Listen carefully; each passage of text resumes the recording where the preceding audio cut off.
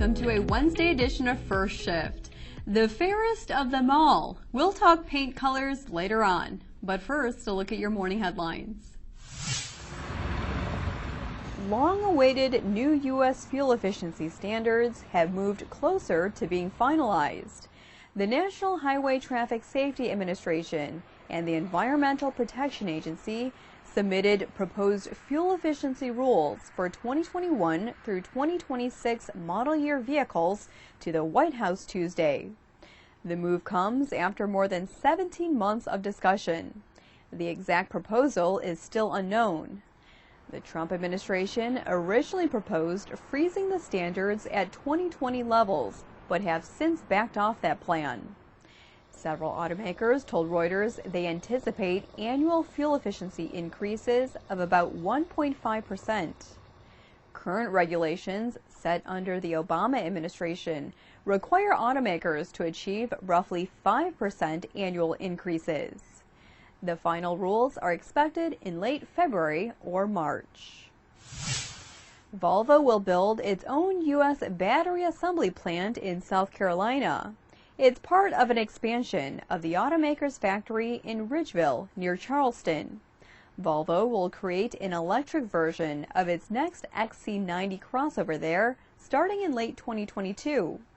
The battery plant is expected to be completed by the end of 2021.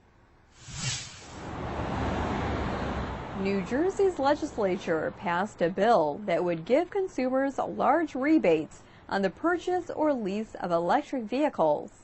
The bill gives buyers a rebate of up to $5,000 for full battery EVs priced at $55,000 or less. The measure gives New Jersey residents one of the most generous incentives packages for EVs in the nation. Democratic Governor Phil Murphy is expected to sign the bill into law. To product news, GMC unveiled the redesigned Yukon and Yukon XL Tuesday. The full-size SUVs will gain as much as 30% more cargo space and a suite of advanced technology. Both models include active safety features such as automatic emergency braking, high-definition surround vision camera, rear mirror camera, and rear pedestrian alert. Pricing was not announced. The retooled Yukons go on sale this summer. And Genesis took the wraps off its first crossover, the GV80. It's a crucial model that could reel in customers interested in the brand, but turned off by its all-sedan lineup. The CUV will have an optional third row and be available with 2 turbocharged gasoline engines in the U.S. Pricing was not announced. It goes on sale in South Korea this month. Genesis says the GV80 will be available in the U.S. by this summer. What color is it? That's probably one of the first questions you're asked when you tell someone you bought a new car. Now, while paint shades can be an expression of an individual's personality, how will that change in a world of increased ride-sharing services? Here's Paul Chorney, Head of Design for the North America Coatings Division of chemical company BASF. If you're not going to be a car owner per se, but you will be looking for a vehicle that's a ride-sharing vehicle or something that you can rent temporarily, think about the potential for recognition of that car by the association with color. So branding is going to be a very important aspect of that.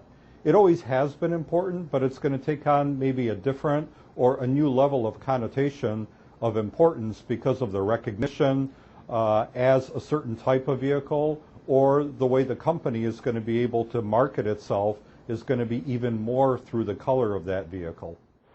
On today's roads across the world, BASF says white continues to be the dominant shade.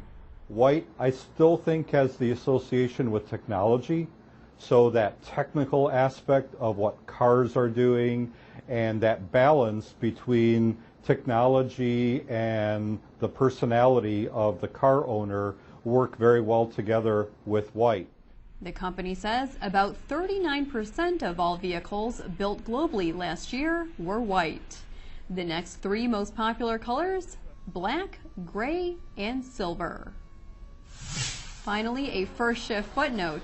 Ford versus Ferrari.